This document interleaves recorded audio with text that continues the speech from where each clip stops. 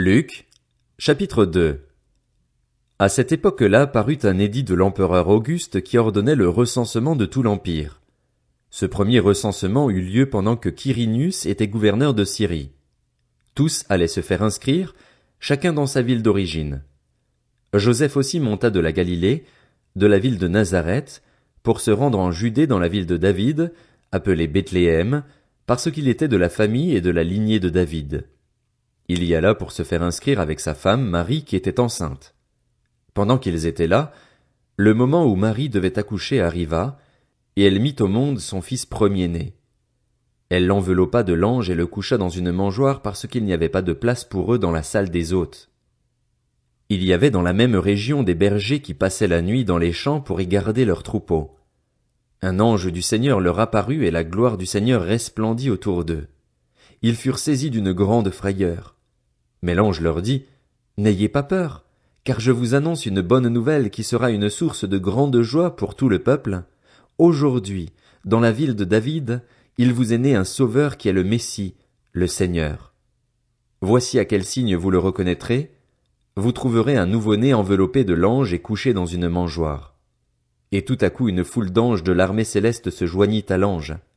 Ils adressaient des louanges à Dieu et disaient, « Gloire à Dieu dans les lieux très hauts, paix sur la terre et bienveillance parmi les hommes. » Lorsque les anges les eurent quittés pour retourner au ciel, les bergers se dirent les uns aux autres, « Allons jusqu'à Bethléem pour voir ce qui est arrivé, ce que le Seigneur nous a fait connaître. » Ils se dépêchèrent d'y aller et ils trouvèrent Marie et Joseph, ainsi que le nouveau-né couché dans la mangeoire. Après l'avoir vu, ils racontèrent ce qui leur avait été dit au sujet de ce petit enfant.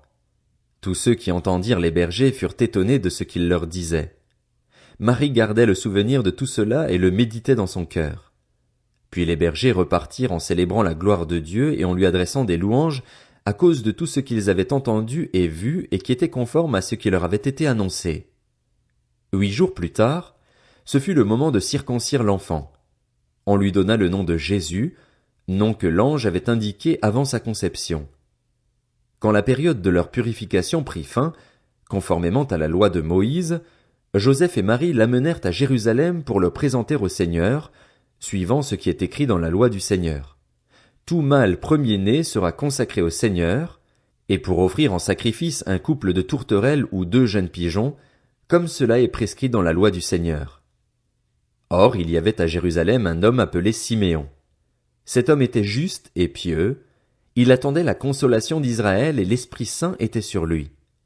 Le Saint-Esprit lui avait révélé qu'il ne mourrait pas avant d'avoir vu le Messie du Seigneur. Il vint au temple, poussé par l'Esprit.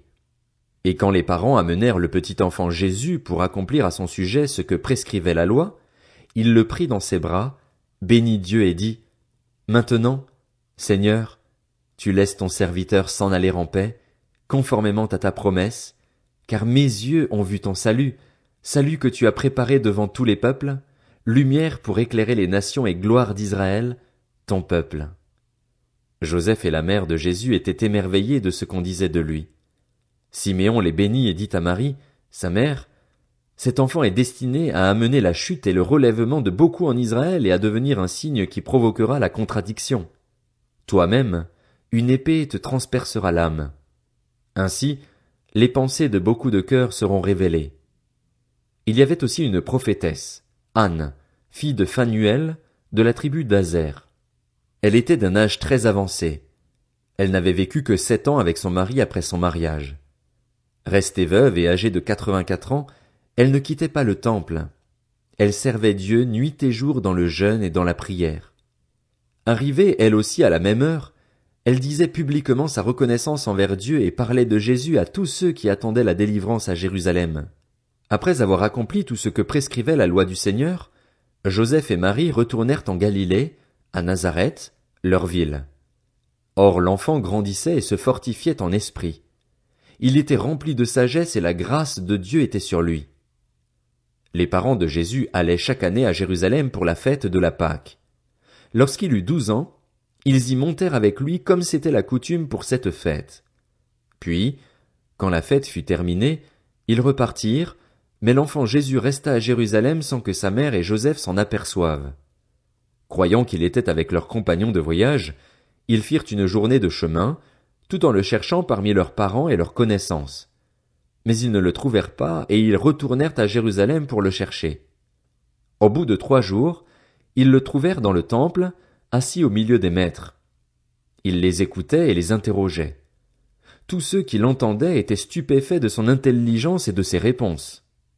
Quand ses parents le virent, ils furent frappés d'étonnement, et sa mère lui dit, « Mon enfant, pourquoi as-tu agi ainsi avec nous? Ton père et moi, nous te cherchions avec angoisse. » Il leur dit, « Pourquoi me cherchiez-vous? Ne saviez-vous pas qu'il faut que je m'occupe des affaires de mon père? » Mais ils ne comprirent pas ce qu'il leur disait.